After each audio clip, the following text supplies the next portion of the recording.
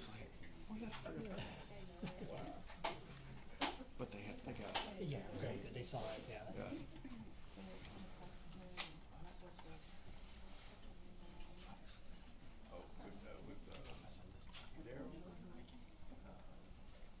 I remember interviewing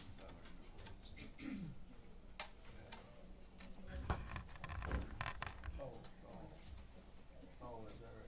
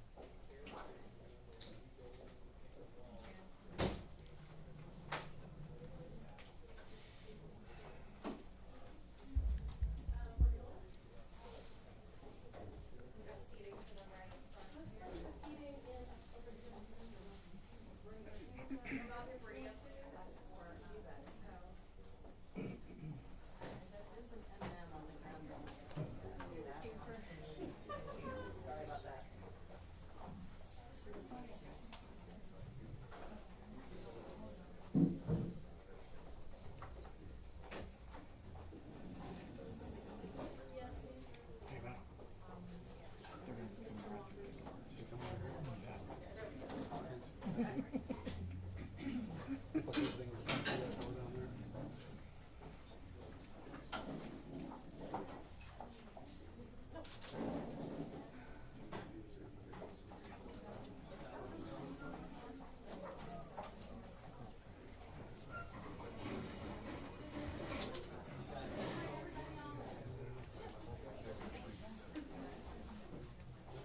All right, I'm going to scoot you a little bit closer. Maybe towards the back. I don't think we can squeeze one more in up there.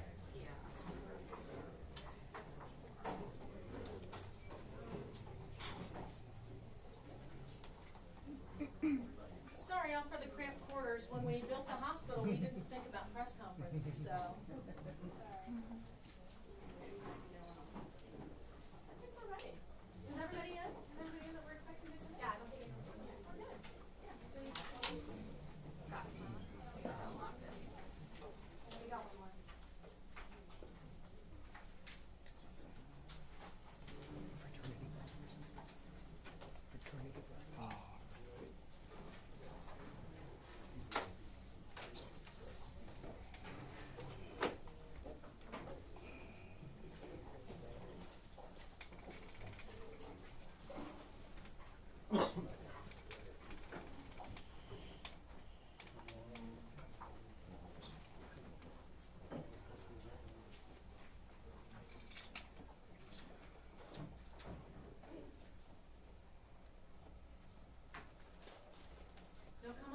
Squeeze on in.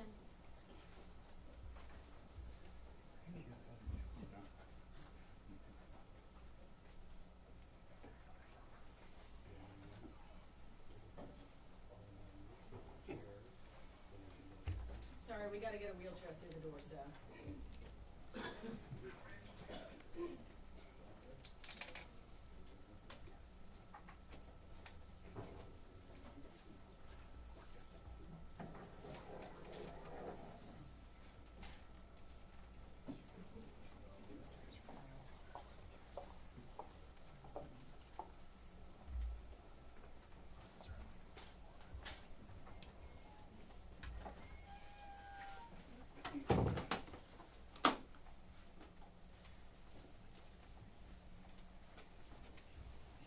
Mr. Walker, you okay there?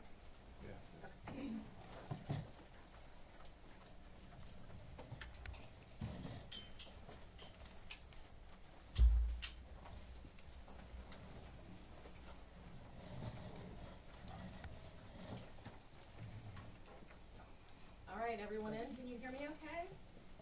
Our broadcast partners, can you hear okay? You're getting good audio? You mean I should turn the microphone on? All right, are you hearing me now? Is this too loud or is this okay? Yeah? Okay. Well, welcome. I'm Janet St. James. I'm AVP of PR and Media Communications at Medical City Healthcare. Medical City McKinney is part of the North Texas Division of Medical City Healthcare. Before we begin, and due to the number of media requests, we want to let you know that there will be no individual interviews after this press conference. This will enable our staff to get back to caring for our community and their patients, and also allow our patients, including Mr. Walker, to rest. Mr. Walker will be providing a statement, but unsure at this point how many, if any, questions he'll be answering. Because this, as you all can imagine, is a lot to process. And that's why Mr. Washington, his attorney, is at his side. So he will be helping decide what questions to answer and what other questions he may not want to answer. Okay? Before we start, a little background. Saturday, May 6th, Medical City Healthcare Trauma Facilities received 8 patients from the Allen Premium Outlet shooting. Medical City McKinney is less than 3 miles away and received the first patient within 14 minutes of the initial reports. That first patient was Mr. Walker. As a level 2 trauma center with the ability to provide the most comprehensive trauma care, Medical City McKinney works very closely with our first responders, EMS, police, and we were very proud to partner with them on that day and every day to provide life-saving care when time was precious. So joining us today is Irvin Walker, who was seriously injured in the shooting. Daryl Washington is Irvin Walker's attorney. Cassidy Summers on the end is Medical City McKinney Chief Nursing Officer. She happened to be at the mall less than 30 minutes prior to the shooting and was amongst the first to respond here at the hospital. And Dr. Elizabeth Kim is our Trauma Medical Director who cared for most of the injured, including Mr. Walker. So we're going to start with some brief statements, and then we'll open it up for questions and answers, and we'll probably stop pretty close to 30 minutes exactly. So let's start with Dr. Kim. I want to thank you guys so much for being here today. My name is Dr. Elizabeth Kim. I'm the Trauma Medical Director here at Medical City McKinney. I have been the TMD here since 2017, and I have seen us basically grow from a small... Hold on. Do we need to move the mic up a little bit closer? Can you guys hear? Sorry. Okay. Is that better? Yes, ma'am. So you want me to start over? Yes, please. Okay. Hi, my name is Dr. Elizabeth Kim. I am the Trauma Medical Director at Medical City McKinney, and I just want to thank you guys for coming here today. I have been the TMD since 2017, and I've had the privilege to see our trauma program grow from a small community hospital to the comprehensive level 2 trauma center that we are today. We work closely with EMS. Okay, I was actually out at Allen EMS not too long ago, and we work with our first responders just so that, you know, we can provide the best care for our patients. We were immediately notified about the event by Allen, and we began mobilizing. I was actually at a wedding for one of our trauma nurse practitioners when this occurred. I was at the reception, and once I heard, I immediately left her reception to come here. So on my way, I spoke to the CMO, Dr. Julka, and we began continuing to coordinate care for our patients. So, while I was driving in, it was about a 20-minute drive. I was mobilizing the operating room. We had already mobilized all my partners. We actually had 5 trauma surgeons that responded in that very short period of time. We got multiple anesthesiologists. We began mobilizing blood, and I did all of that in those 20 minutes while I was driving in. Once I arrived, I could really see that the training and the drills that we had done in our trauma center just to provide good care for our patients was very apparent. We were able to effectively take care of, 7 sick patients almost simultaneously and provide excellent care to all of them. As the TMD, when I first walked in the ER door, I walked down the hallways to, see what patients that we had. I evaluated the majority of the patients, including Mr. Walker here. I ensured that we had the appropriate services for all of our patients. As more of my trauma partners began arriving, I directed them to go help, in the OR or in the ER, and just so that we can continuously provide care for our patients. Now I'm going to talk a little bit about your injuries, okay, Mr. Walker? So, the first time we met, like I said, was in the emergency room, and your smile, you had a smile there that I saw when I came in that room, and it really was one of the bright parts of that day. I just want to let you know, okay? You were calm, and, you were an inspiration for me. Thank you. So when I walked, and I remember that when I was there that day. So, he had multiple bullet fragments, around his head, his neck, his chest, his arm, and at that point, it wasn't something that immediately needed the operating room. He was, he was someone that was a candidate to go straight to CT, so we could see how deep those bullet wounds went. And when we were, looking at those, there were several bullet fragments that we were extremely worried about. Okay, one of them went to basically it's the pericardium. It's the closest layer of the heart, and it's right next to the heart. On the CAT scan, it looked like his heart was okay, and it wasn't something that needed emergent surgery. And we actually had our thoracic surgeon, take a look at your imaging as well that day. But we ended up doing an echocardiogram to ensure that, you didn't have any fluid that was starting to build up. The other bullet fragments that we were extremely worried about were the ones in your shoulder. You had bullet fragments below your clavicle bone, and that's where some of the main blood vessels go to the arm, and, they can cause significant bleeding and injury. And so the vascular surgeons were helping us as well. They were there that day, and they evaluated your imaging as well. And luckily, your artery looked fine. Because of the damage surrounding the vein, we were very worried about you developing blood clots, and so that's why we've had you, on medication to help prevent that. So, he had multiple surgeries while he was with us. The extent of soft tissue damage that he had was pretty extreme. We had to clean those out. Eventually, we were able to close those wounds back up. And, he's doing much better than he first arrived, but he still has a long road to go for a recovery. He's been seen by our rehab doctors. He's working with the therapists as, they improve mobility in your arm. And so the last thing I kind of wanted to say was that, I am so proud of my trauma center. I've worked with our teams and our nurses and, our administration just to provide excellent care for our patients. And it was really apparent that day that everyone's hard work, with everyone's hard work, we were able to provide excellent care to our trauma patients. And, we always want to keep our patients near their local communities. It's, in my opinion, it's better for patients, it's better for families, and I'm so glad that we are here in McKinney and that we're able to provide that care. Thanks. I'm Cassidy Summers, Chief Nursing Officer. I've served here for the last 7 years. On May 6th, in a matter of minutes, our community was shaken and lives were changed forever. In a matter of minutes, could have altered the course of my life. My family and I had just gotten home from the Allen Mall when I received the notification that there was a shooting there. And after the fact, I learned that we had walked the exact same path that the shooter had gone less than an hour before. I came directly to Medical City McKinney, where we immediately stood up the command center. This allowed us to coordinate staffing, decompress the emergency department, manage family and visitors, deploy appropriate supplies and resources so that our staff could focus on the high quality of care that our patients needed at the time.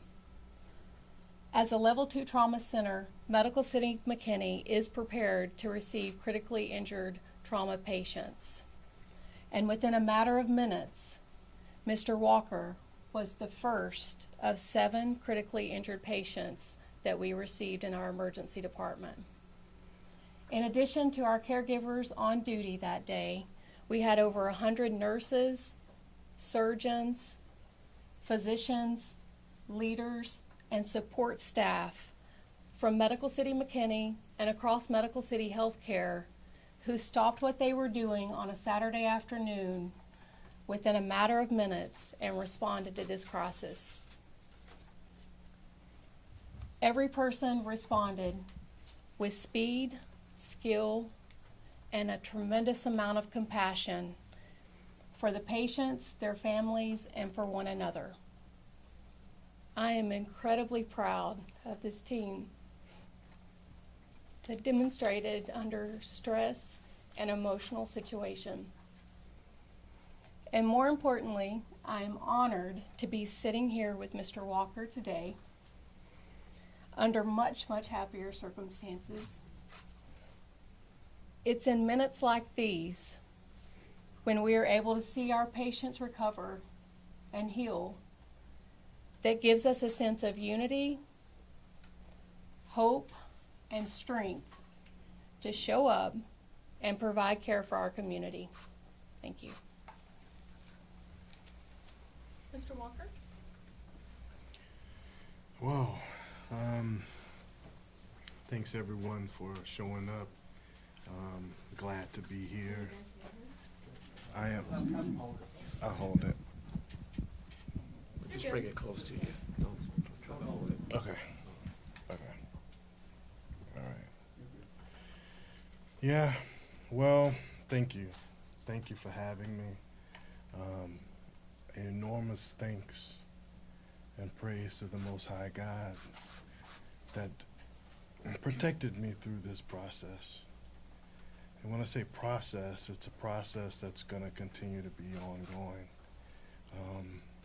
As soon as I entered this hospital, medical professionals expressed the highest level of love for me.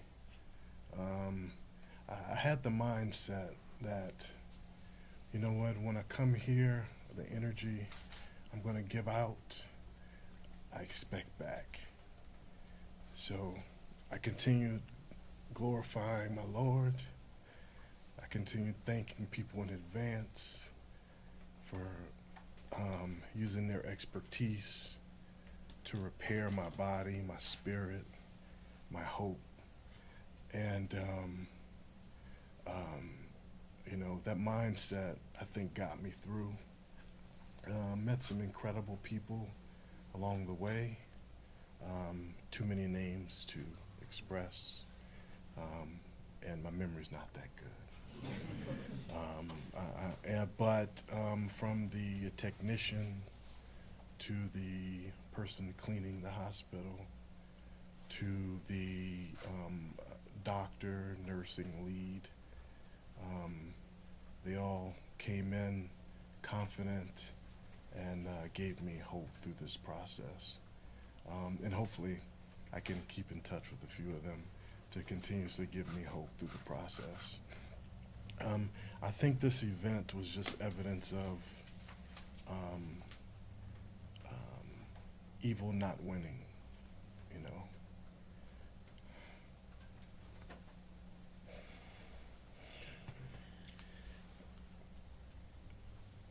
The power of God just showed brightly and gave me an opportunity to fight through this process, and evil is not going to win. You know, I think my faith is strong, as most people have evidence that in this in the hospital. I have nothing to say about the shooting or the shooter or anything like that. It's all love.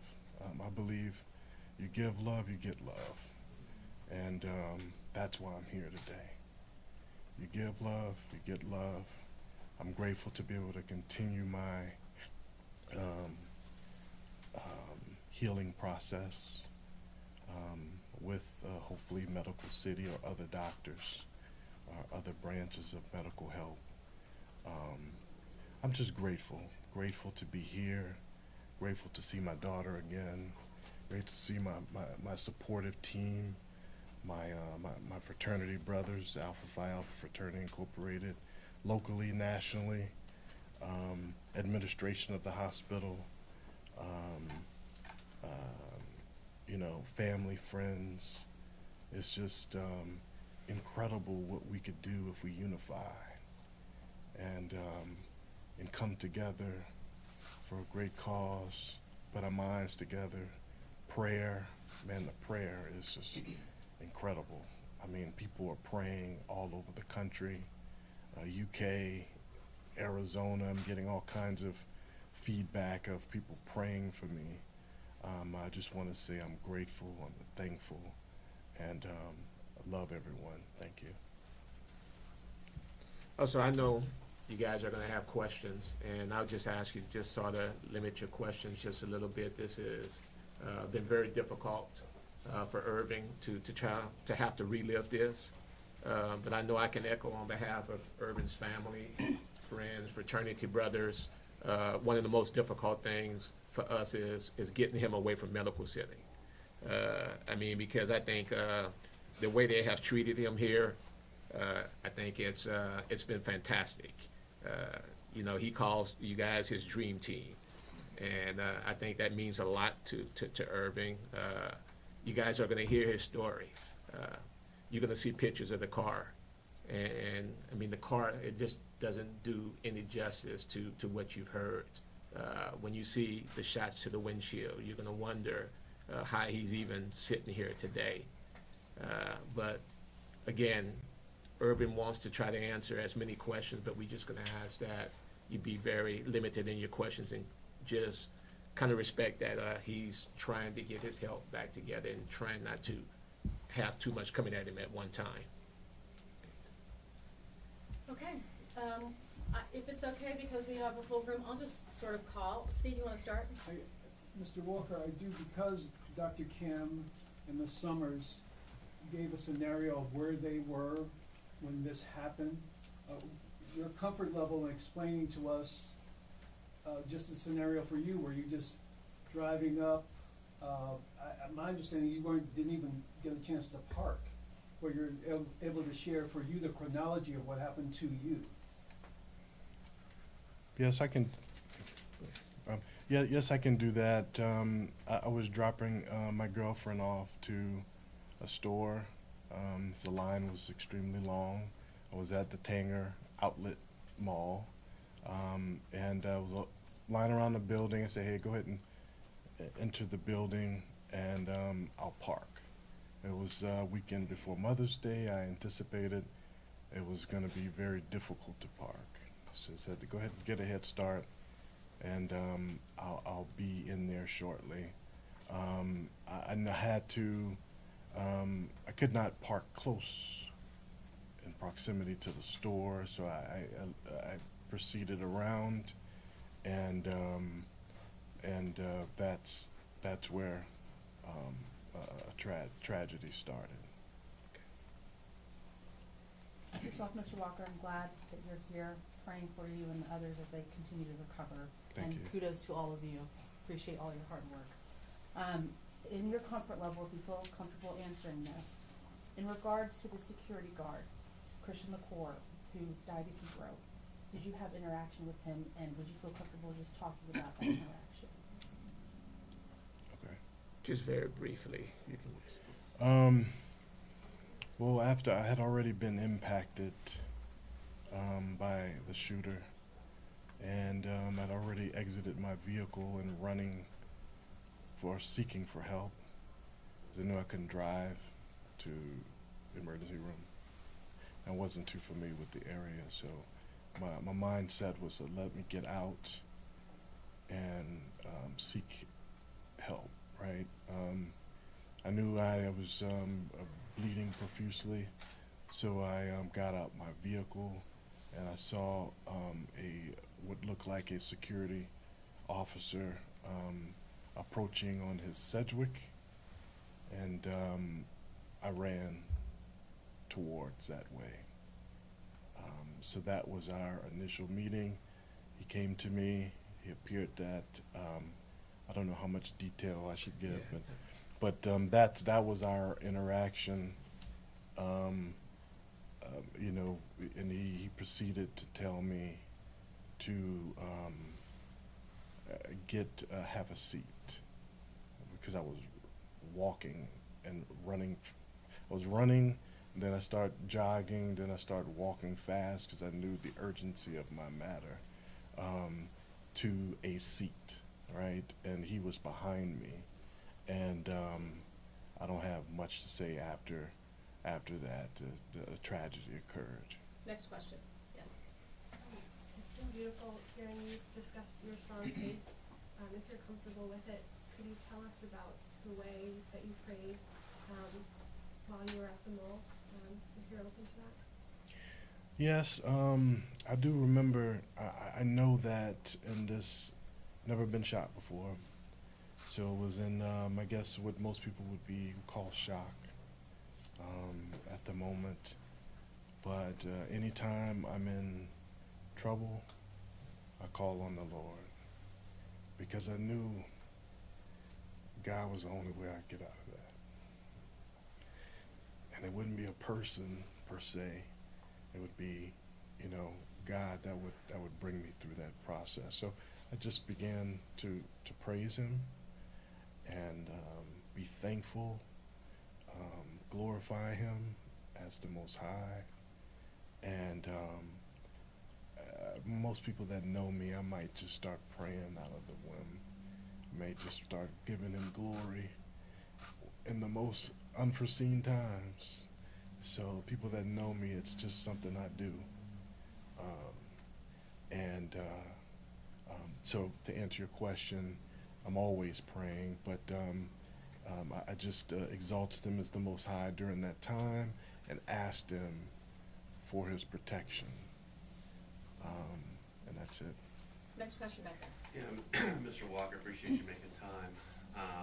And you know, good advice for all of us, always be praying. I'm curious, as you sat there wounded and praying, when did you know for certain that you were going to be okay?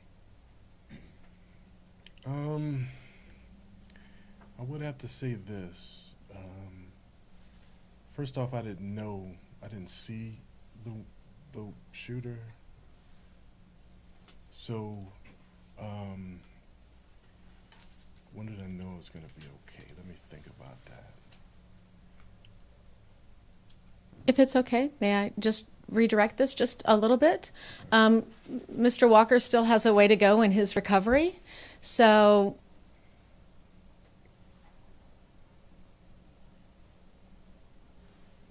maybe you talk about where you go from here? Yes. You want me to? Maybe we don't know yet where you're going from here. Okay, how about this? Doctor, I know that we talked a little bit about the impact of the car that he was in. Can you talk about the impact of that? Is that okay? Can I be more specific on the question regarding Dr. Kim? Because you used the term bullet fragments. Was he shot, or is his injury sustained from glass flying? Give me some indication of the severity of his injuries. I think probably all of the above. I mean, he had multiple wounds, too many to even count. You know, on his head, on his, shoulder, neck, chest, all of those places. And some of those bullet tracks were so extensive, we actually had to open them up and clean everything out underneath. And so from here, you're asking where is he going from here? We're going to rehab hopefully the next day or so just, because he's still in the early process of healing. He still has wounds that have nowhere close to being fully healed. Then he's going to have to work on, we worry about contractures, range of motion in his shoulder, the muscle and the skin and the soft tissue damage that he sustained. So he's, like I said, got a lot of, he's doing great. I'm so proud of how you're doing right now. But, we're still in the beginning process of healing from this injury.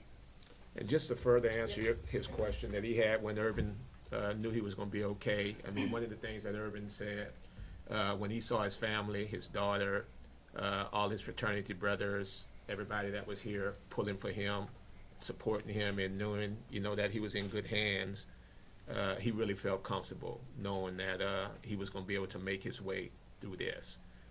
He didn't have an option in this. His friends, college friends who's been around him for years, were always around him, pushing him, didn't give him an opportunity to really think about what actually happened. So I think with all of that happening, it gave Irvin the comfort, because he knew we weren't going to come here, and they weren't going to come here and allow him not to get better. Yes, ma'am. I have a question for Ms. Summers and also Dr. Kim, if you would like to answer it. When you're both trained to handle trauma, this was close, especially the fact that you had been at the mall with your family 30 minutes an hour beforehand. Throughout that day and in the time afterwards, how have you balanced that putting one foot in front of the other and doing your job with the fact that it was so close to home and so inside your own community? I mean, for me, living in the present moment and making sure that I'm present and available to support the staff and give them what they need so that they can give the care for our patients is really what my focus and priority was. Of course, I think about it and, try to process that, but we have resources within our company that has helped with mental health, as well as we have a behavioral health unit here with trained professionals that were available immediately for our staff, for our leadership team, for our physicians. So that has really helped us all to process this. Yes, sir. Yes, can I just give Mr. Walker's age and where he's from? 46, Lafayette, Louisiana. Okay. Yes, sir. For Dr. Kim and Ms. Summers, just two quick questions. I feel like the general public doesn't really understand what damage could be caused by a rifle bullet. Would you just be able to briefly describe sort of the types of devastation that y'all saw after Saturday? Sure. I'm a trauma surgeon. I have been a trauma surgeon since I finished residency at UT Southwestern at Parkland at 2010. So I was there from 2005 to 2010, and at that time we were one of the busiest trauma programs in the country from my training. And so I've seen a lot of traumatic injuries, and with the extent of damage and soft tissue damage that I saw on my patients in general was extreme. Doctor, could Mr. Walker have died? Like I said earlier, the bullet was about this close to his heart and to his subclavian artery. If either of those fragments had gotten any deeper, he may not be here. He could not possibly not have been here today. And for the second question, y'all mentioned 7 patients. Did any patients that y'all received end up dying? And do you think that if you had gotten those patients sooner, could they have been saved? So, we had multiple providers there when all of those patients arrived. They did not come in all at the same time. So there was some, and, we had enough providers to take care of everyone as soon as they came in. I can't go into much detail about, those 2 patients that you're talking about, but we did have 2 patients that did not survive. But I have one question. Can you tell me what's it like having your family, your friends beside you as you recover? It's an incredible feeling, right? The ideal feeling is to have everyone that's loving around you. It's kind of like a wedding or a large celebration, and it's like, gosh, these people I haven't seen in years are coming around and embracing me with continuous love, and it's unimaginable. I never imagined that I would have to experience this, but also didn't imagine that many people love me. You know, so it's just an incredible feeling. It's hard to describe. Yes, ma'am. Hi, my name is Aisha Chowdhury, Texas Metro News. Thank you so much for speaking to us today. Can you tell us a little bit about your life prior to the incident? I work in the insurance field, so I work full time, and I was in the midst of servicing those that had catastrophes in the insurance field, and that is my work of life, is helping those that have had catastrophic moments in their life and hoping bringing their claims to resolve. Right. Mr. Walker, how have you processed in your recovery?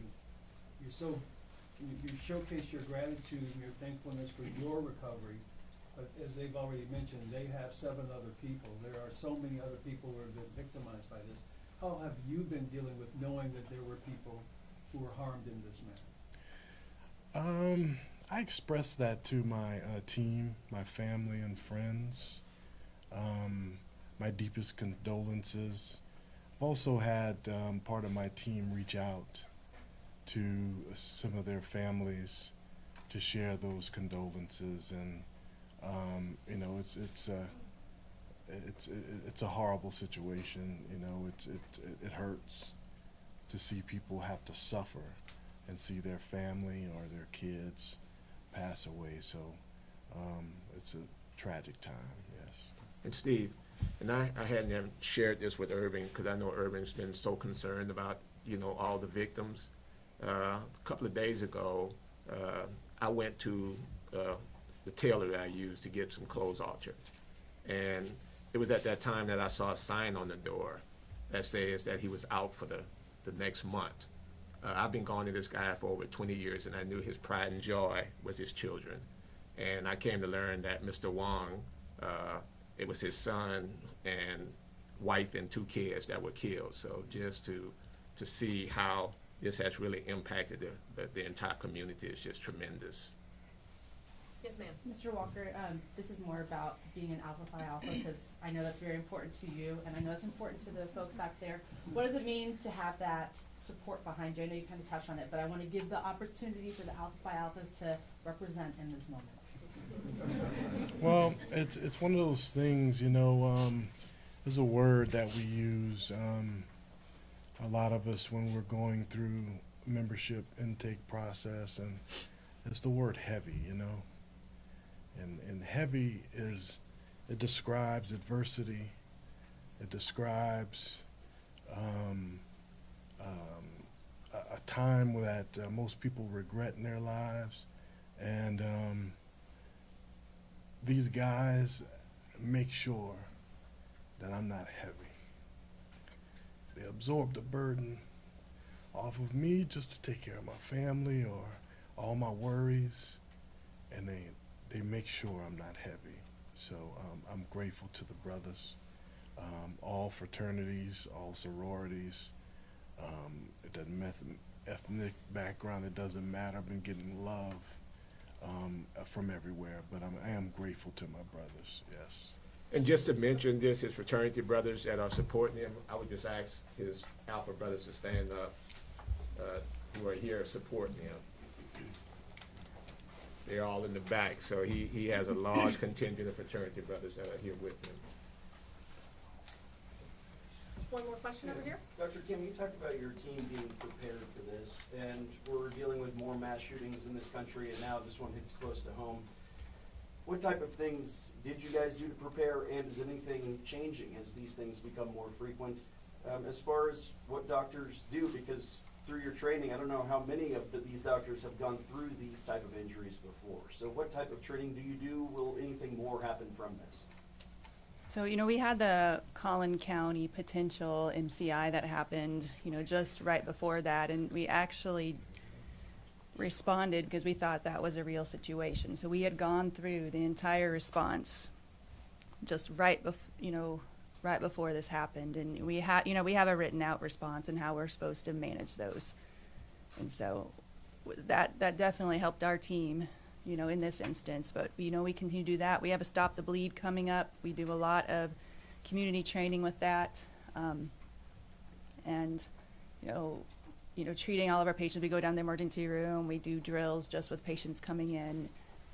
We have disaster relief organization here at the hospital, a committee, and so we always kind of go through all of these things in that committee, and that's where all of our training comes from. And Cassidy, anything else you want to add? I mean, we partner with local police and EMS and go through mass casualty events and scenarios where we have patients mocked up, and we bring them all in and we practice through those things. I mean, those are the tests that we hope that we never have to go through, but I'm very proud we were prepared, and it's something that we do on an annual basis, and we'll continue to enhance our program from this and learn lessons. I promised Mr. Walker that this would take only 30 minutes, so before I allow another question, are you okay to have a couple more? We okay? You're the boss. I mean, the only thing on my mind is just that I want everyone to keep this community in your prayers. There's people that are far and long or impacted by this, and we just want you guys to keep them lifted. And I know it's going to be an ongoing process, but just keep them lifted. The doctors, the hospitals, everyone that's involved in this process, keep them prayed up, please. Thank you. Do we have time for 2 more questions? 2 more. 1, 2. Mine actually is for Ms. Summers and Dr. Kim again. Can you describe the emotion of leaving your plans, dropping everything on a Saturday afternoon, and knowing after all this training on a mass casualty event that this was going to be the real thing? I think when I first got that call, my first thought is we need to prepare. So, we need to get ready. We need to make sure all of our resources are being mobilized. And that's something I'm trained for, as in trauma surgery, we just start taking care of the patients with what we see, and we ensure that we have all of the resources that we need to take care of those. And then afterwards, you kind of sit down and start to decompress. And sometimes that's, the time where I need my family, I need my support system to just help me through that situation. Yeah, and I think for me, my background is emergency nursing, so I've had 20+ years of training for these events, and have been through a few mass casualties, not to this extreme, but you just immediately go into a focused work mode, and it was nothing to me to stop and head into the hospital to provide the support for our team. One last one. Yes? Hi, my name is Luke, the Spectrum News. I just left the memorial. They took down all of the crosses, but there was one lone cross. I guess my question to you today was, will you be visiting that spot today? Will you be visiting that, what's left of that memorial that was taken down? I can't answer that. I'll visit it today, as I'm not leaving the hospital just yet. I'm going to pursue rehab opportunities, but in some way I'll express my condolences. I'm not sure if it'll be expressed by driving by the scene, but at some point I will express my condolences. I think everyone has had an opportunity to ask a question. Yes? All right, one last one. Mr. Walker, if you feel comfortable talking about this, just so I'm kind of getting this scenario right in my head, we're talking about the damage to your vehicle. Were you aware that somebody had started shooting, or just you were all of a sudden injured? Well, I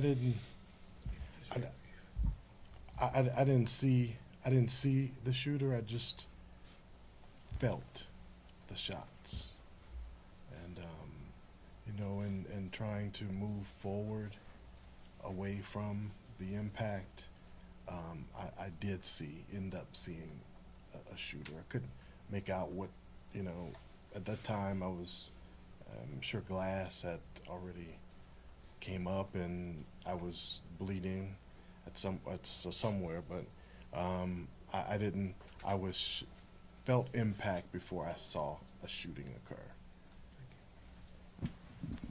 Are we good, everyone? All right. Thank you, Mr. Walker, for sharing your story with us. And Dr. Kim, Cassidy, we appreciate you. Mr. Washington, thank you.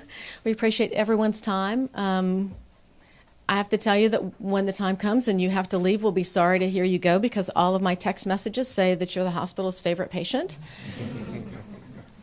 So thank you for your time today. Thank you, everyone. If we can let them depart, I'll stand back and you guys can depart. And if the media will just stay here just for a second after they go, okay? Thank you. Thank you for coming today.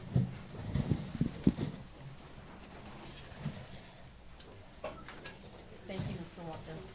Thank you. Thank you, guys.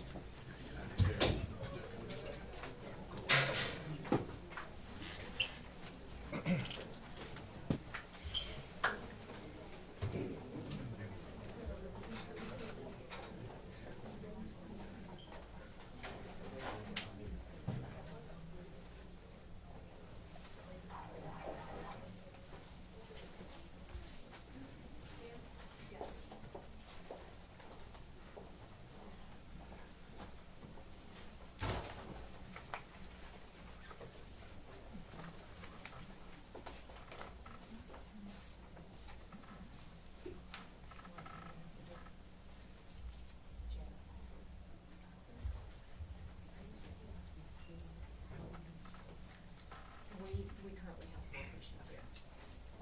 Okay, so you guys please don't roll on this.